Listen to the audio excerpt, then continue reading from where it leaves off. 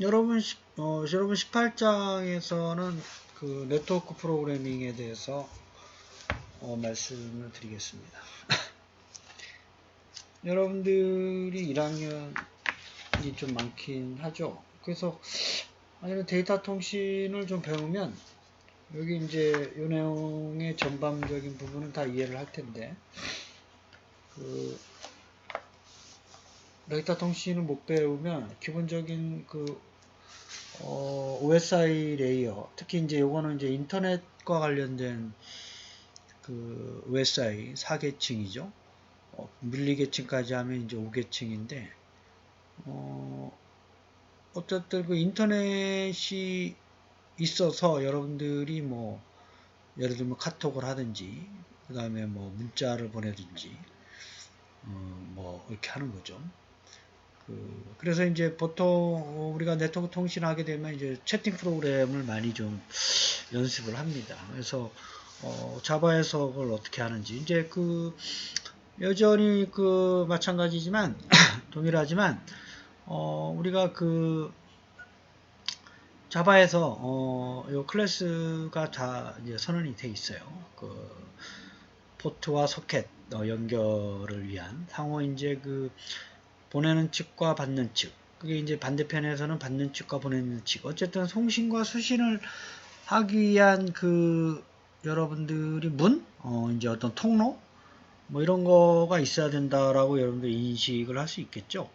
그래서 이제 그런 개념을 좀 이해를 하려고 그러면 데이터 통신의 어떤 기본적인 거를 좀 이해를 하면 좋은데, 제가 그때그때 상황에 맞춰서 어쨌든 하고, 기본적으로 요 네트워크 프로그램은 자바에서 클래스를 정의된 클래스를 선언을 하고 쓴다. 그 왜 그렇게 하는지가 바로 이제 그 네트워크를 위한 이제 서버와 클라이언트 개념의 그 송신과 수신을 위한 사전 통로를 만들어줘야 된다는 개념에서 이제 출발을 할 수가 있는 거죠. 그렇죠?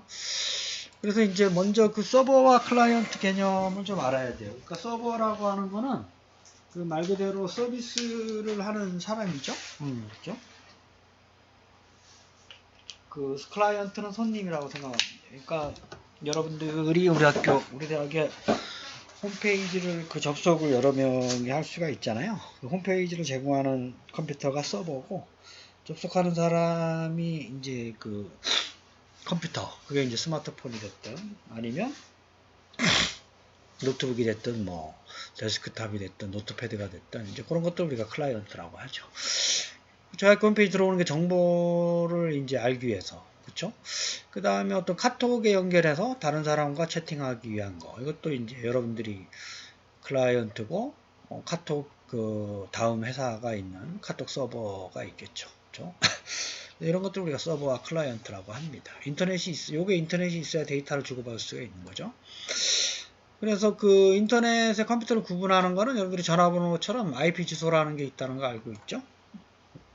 이게 전화번호랑 똑같아요. 물론 이제 이게 전화번호처럼 이제 자릿수가 적은 게 아니라 요즘 IP 버전 6 하면서 128비트까지 있죠. 그래서 이게 이제 번호. 그 번호를 기억하기 힘드니까 우리가 DNS 서버 가지고 소위 말하는 홈페이지 주소, 여기서 이제 URL이라고 얘기하는데요. 웹사이트 주소를 이제 유니폼 리소스 로케이터, URL 이렇게 얘기를 합니다. 그래서 이제 요거가 있는, 요 자원이 있는 컴퓨터를 요거만 네이버 그 서버다. 그러면 이제 요 서버의 이름을 여러분들이 이렇게 기억을 하고 있잖아요. 근데 이 IP 주소는 이제 요거다라고 가정을 하면 요걸로 기억하고 있진 않아요. 그래서 요 DNS, 그러니까 요 도메인 이름, URL이 요거다라는 걸 어떻게 하느냐? 요게 DNS 서버를 통해서 합니다. 그렇죠? 얘한테 먼저 물어봐요. 그래서 번호를 받고 그걸 가지고 이제 경로를 찾죠. 그래서 저희들이 이제 번호를 외울 필요는 없죠, 사실. IP 주소를. 왜냐하면 얘가 있기 때문에. 그죠? 그래서 도메인 이름. 사람이 기억하는 문자로 인지를 하게 되면, 요 DNS 서버가 알아서 자동으로 접속을 해주기 때문에. 그죠? 컴퓨터는 사실 0과 1밖에 모르는 거기 때문에 숫자로 이제 기억을 해야 되잖아요. 그래서 이제 이런 놈을 DNS, 그러니까 도메인 주소 URL을 번호를 URL로 바꿔주는 역할을 하는 데이터베이스다 이렇게 생각을 하시면 되겠습니다. 도메인 네임 시스템 또는 도메인 네임 서비스 이렇게 얘기를 합니다. 그 URL은 이제 이런 게 URL이죠. 근데 이제 우리가 사실은 요까지만 알고 있지만 요게 이제 자원에 있는 어떠한 그 웹사이트 그 문서 이름 요게 이제 포트 번호라고 하는 거예요. HTTP 같은 경우는 이제 80번이라는 포트 번호를 이제 항상 이제 지정을 해 주는데 우리가 이제 서버에서 제공해 주는 서비스들이 여러 개 있잖아요. 그죠? 네이버, 그 메일, 그죠? 그다음에 뭐 웹사이트, 그다음에 뭐 FTP 서비스, 그다음에 뭐 여러 가지 뭐 네트워크 서비스라든지 이런 포트 번호가 상당히 많아요. 그래서 보면 그 포트 번호는 이제 미리 그 인터넷 관리하는 데에서 다 지정을 해놨어요. 그래서 보면 요 상당히 많은 포트 번호들이 있죠 여기. 그래서 이제 뭐 포트가 0이면 UDP. 그래서 이제 이 중에 쓰는 게 사실 아까 80번 요거 HTTP 그죠? 그 다음에 뭐 이메일과 관련된 거 그죠? 그러면 여러분들이 포트 번호를 외울 필요는 없습니다. 근데 하지만 이게 이제 간혹 뭐 컴알이라든지 기사 시험에 나오긴 하는데 자주 쓰는 거 80번 뭐 이런 거 FTP 같은 경우도 있어요. 근데 FTP 같은 경우도 뭐 여기는 지금 안 나와 있나요? 그렇죠? 그래서 어쨌든 포트 번호가 이제 다양하게 그 있는데 요걸 이제 구분하기 위해서 FTP는 요거네요. 그렇죠? 20번. 그렇죠? 그래서 나머지 거는 아마 대부분 관리자용으로 뭐 하는 것들이고 여러분들이 서비스는 보통 이메일 보내거나 뭐 웹사이트 접속하거나 뭐 파일 전송하거나 그렇죠? 뭐 이런 것들인데 그런 거에 대한 FTP 번호는 사실 이제 그 좀 알고 계시면 편하다 이런 얘기입니다. 그렇죠? 그래서 이걸 뭐 IP 주소 알아내는 그 프로그램인데요. 뭐 호스트 네임을 이렇게 적고 네이버의 IP ET 어드레스라는 클래스를 가지고 getByName이라는 메소드를 통해서 IP 주소를 알아낼 수가 있어요. 근데 단 요 사이트에서 요즘 이제 보안 때문에 그것마저 이런 프로그램에서 반응 안 하는 것도 있어요. 그래서 이제 요 결과가 달리 나올 수 있는데 물론 이제 서버의 IP 주소가 다른 경우가 달리 나올 수 있죠. 어쨌든 그래요. 요 클래스로 알아낼 수가 있다는 겁니다. 그다음에 이제 웹사이트에서 여러분들이 이제 클릭해서 파일을 다운로드 하는 경우 있죠. 그래서 그런 것들이 대부분 요 자바의 net URL이라는 그 계층적 구조에 있어요. 그래서 URL이라는 그 클래스를 써가지고 웹페이지 주소를 써서 알아내는 파일을 다운로드 하는 방법입니다. 예를 들어서 보면 URL이라는 거 클래스를 써서 커넥션을 하고 우리가 지난 시간에 배웠던 요거 있죠. 그래서 요 웹사이트 문서에 있는 요 상위 정보 이제 요게 좀 다를 수가 있어요. 지금 그 네이버에 가보면 요거 네이버인데요. 네이버 페이지 소스 보기를 보면 요 문서를 읽겠다 이런 얘기예요. 그렇죠? 여기서부터 여기까지. 주로 이거는 이제 데이터 스펙과 관련된 그러니까 그 명세 어떤 문서고 그 메타 데이터는 뭐고 뭐 인코딩 방법은 뭐고 뭐 상위 이미지는 경로는 뭐고 CSS 파일은 어디 있고 이런 것들이 있죠. 그래서 이제 이런 것들을 이제 읽을 수가 있다는 거예요. 이렇게 읽으려고 그러면 이렇게 URL 사이트 적고 이러한 메소드 그 클래스를 써서 우리 그 파일 우리가 지난 시간에 배웠던 리더와 라이터를 가지고 이렇게 출력을 할 수 있다 이런 얘기입니다.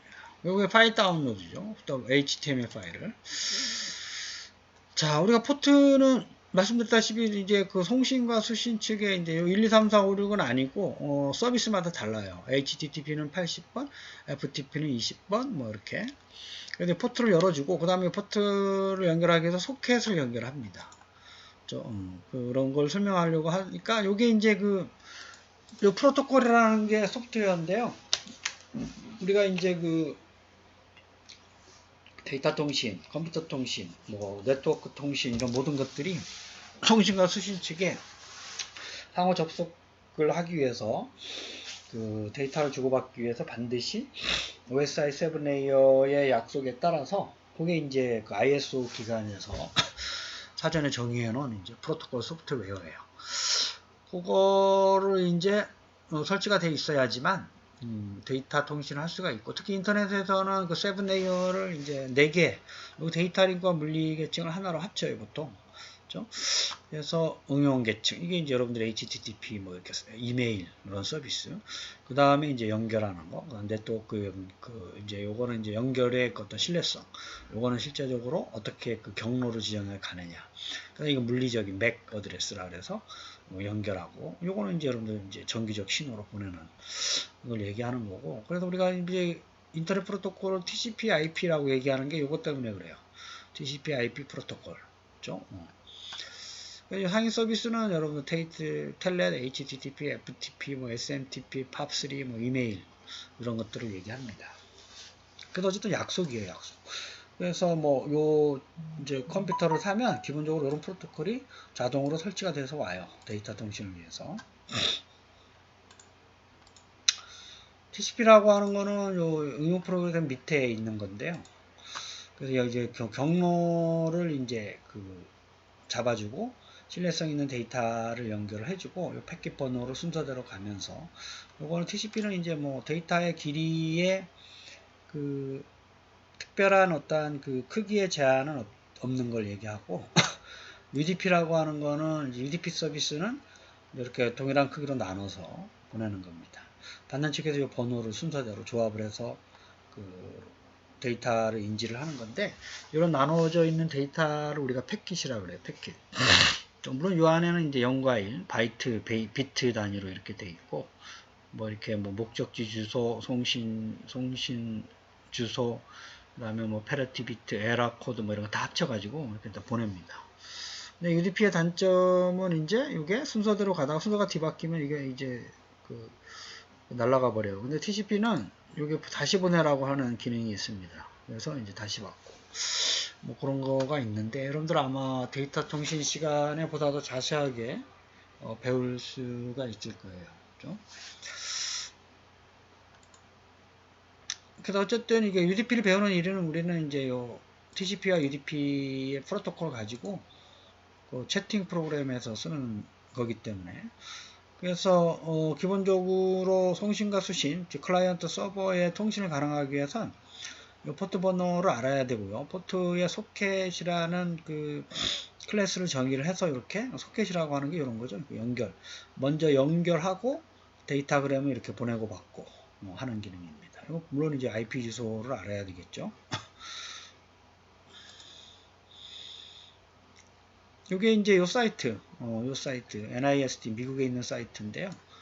그 13번 포트로 연결해서 요 이게 뭐냐면 인풋 스트림 스캐너를 하게 되면 그 문장의 요 시간을 알아내는 거예요. 그렇죠? NIST가 아마 시간을 제공해주고 있는 그런 사이트인데, 소켓으로 연결을 해서 13번 포트로 연결하게 되면 getInput에서 그 스캐너를 통해서 입력을 받으면 이게 이런 게 출력이 된다, 이런 얘기입니다. 그렇죠? 그래서 서버에는 여러 개의 소켓들이 있겠죠.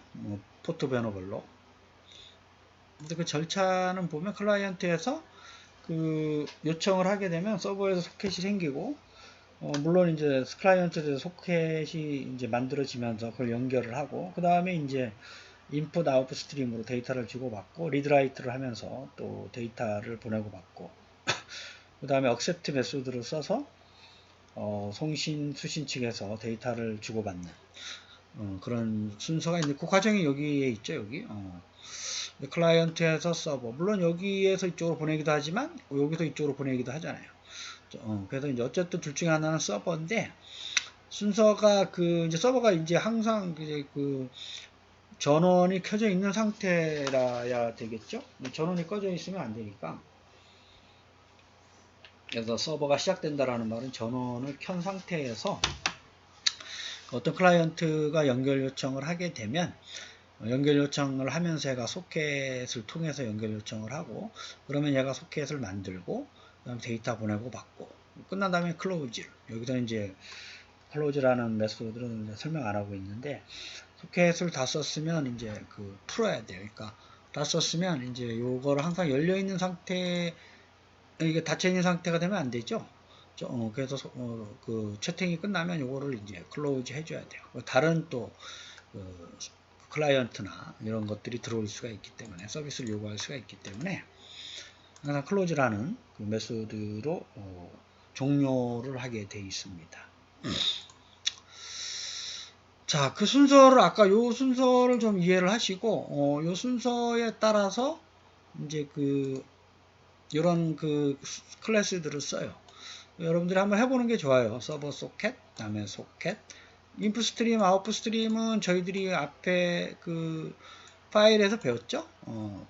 바이트 단위에. 네트워크 통신에서는 다 바이트 단위의 그 클래스를 써야 돼요. 네트워크 통신에선 파일 그 클래스가 아니라, 왜냐하면 네트워크에서는 0과 1이 오고 가잖아요. 그쵸? 여기에서 그 데이터들이 오고 가는 게 요거는 지금 다 비트 단위를 얘기하는 겁니다. 바이트 단위. 그쵸? 그래서 그 우리가 지난 시간에 배웠던 파일 그 클래스가 오브젝트 클래스가 아니라 스트림 비트 단위의 스트림으로 한다. 그걸 주의해 주시기 바라겠습니다. 그래서 이제 요런 클래스를 쓰는 거예요. 보내고 받고. 그 다음에 이제 대화할 때 리드 라이트 읽고, 그 다음에 쓰고, 그 다음에 종료. 그래서 이제 날짜만 알려주는 서버를 간단하게 만들어 놨어요. 그러니까 이게 서버고, 이게 클라이언트. 그러니까 얘가 이제 그 서버인데, 서버 역할을 하는. 그렇죠? 두 개 프로그램은 뭐 같이 이렇게 해도 상관은 없어요. 얘가 얘한테 주고받는 거니까. 이게 가상적인 뭐 서버지, 이게 진짜 물리적으로 따로 있는 서버는 아니기 때문에, 그렇죠? 그렇게 이해를 하시면 되겠습니다. 그렇죠? 서버에서 아까 했었던 서버 소켓이라는 거를 써서 만들고, 소켓이라는 거를 통해서 열어놓고 억셉트를 하고, 그 다음에 뭐 그 날짜, 여기서 날짜 요거를 이제 출력해 주는 거죠. 요청이 왔을 때. 그 다음에 닫아버리고, 그렇죠? 요것도 닫고, 그렇죠? 그 소켓도 닫고, 그렇죠? 요것도 닫고, 그렇죠? 그래서 클라이언트에서 이렇게 요거를 하는 거죠. 그렇죠? 로컬호스트, 자기 이름 로컬호스트 9100이라는 포트 번호로, 여기 보면 아까 포트 번호가 9100이라는 게 이런 게 있어요. 그렇죠? 그래서 이건 출력하는 거. 그렇죠? 그래서 이 날짜를 출력해주는. 데이트라는 함수의 수행 결과를 보내주는 거예요. 그렇죠? 얘에서부터 이쪽으로. 뭐 그런 간단한 걸 가지고 UDP라는 걸 통해서 채팅하는 거. 그렇죠? 이거는 뭐 그 아까 요 상태 요 절차랑 거의 비슷해요. 그죠? 보내는 측 받는 측. 그죠? 그러면 소켓 만들어서 보내고 소켓 만들고 보내고 받고 닫고, 이런 게 이제 기본적인 TCP 프로그램과 UDP 프로그램의 기본적인 절차와 방법입니다. 여기에서는 이제 UDP를 쓰기 때문에 데이터그램 소켓이 아니라 그다음에 데이터그램 패킷. 그죠? 이거는 소켓을 여는 거, 소켓을 만드는 거고, 이거는 만들어진 소켓끼리 데이터를 주고받기 위해서 패킷을 이제 나누는 거고, 연결, 승낙, 보내고 받고 하다가 끝나고, 그렇죠? 이제 메시지를 주고받을 때. 그래서 이제 샌더, 리시버, 이게 이제 뭐 그 보내는 측, 받는 측. 그러니까 여기서 보면 여기도 보내는 측, 받는 측이고 여기도 보내는 측, 받는 측이잖아요. 그래서 뭐 여기서 수행하나 여기서 수행하나 똑같은 겁니다. 하나의 그 컴퓨터에서 수행하는 거는 똑같아요. 보내는 측에서 뭐 데이터그램 뭐 하고, 그 다음에 뭐 요 어드레스를 요걸로 일단 가상에, 이제 IP 주소가 이제 요걸로 보내는 거 가상에 데이터 백킷을 보내고, 뭐 5000이라는 그 포트 번호로, 그죠? 그 보내서 요 놈을 수행하고, 그 다음에 받는 측에서 그 놈을 받아서 5000이라는 패킷을 받아서 포트 번호로 길이만큼 출력을 하게 되는 거죠. 그래서 리시버 샌더 하게 되면 리시버에서 요걸 보냈잖아요. 그죠? S라는 스트링을 보냈기 때문에 요거를 수행을 하는 겁니다. 그 다음에 요거는 여러분들이 꼭 한번 해보시기를 바라겠습니다. 요거 채팅하는 건데 UDP로 요게 이제 보내는 측 받는 측. 그죠? 요것도 앞에서 말씀드렸던 것처럼 요거는 이제 프레임을 설계를 하는 거니까 요거 프레임은 요 뒤에서 만드네. 그쵸? 여기서 아마 만들 것 같은데 지금 마이 프레임이라는 거예요. 그 전에 서로 연결하기 위해서 데이터그램에서 UDP로 하는 거죠. UDP로 만들어서 포트를 보내는 측과 받는 측 두 개를 설정을 하고, 요거 앞에 있는 요거는 저희들이 그 리시버와 샌더는 동일한 컴퓨터에서 이제 한다라고 가정을 한 거고, 요거는 이제 동일한 컴퓨터지만 포트 번호를 서로 다르게 설정해서 보내는 측과 받는 측. 그렇죠? 그래서 영역에 또 보내는 거 패킷을 받아서 샌드와 리시브인지 구분을 해가지고 이쪽도 샌드, 이쪽도 리시브. 보내면 여기 리시브지만 여기가 보내면 여기가 리시브잖아요. 서로 이제 그렇게 하기 위해서. 그다음에 요거는 이제 이런 프레임을 만드는 거고 A에 대해서. B에 대해서 똑같이 해야 돼요. 근데 여기서는 지금 책에 있는 거, 요거는 실제적으로 보내고 받고 하는 그걸 구현하는 거고. 그다음에 리시버 쪽에서도 똑같이 해야 되는데 요거 이제 축약을 시켰는데. 어쨌든 그 책에는 다 자세히 나와 있기 때문에 요거는 여러분들이 꼭 한 번씩 해보시기를 이제 바라겠습니다. 그죠? 그래서 이제 여기다가 타이핑하게 되면 보내고 받고를 여러분들 이제 친구랑 하게 되면 사실은 요 포트 번호를 정확하게 적어야 돼요.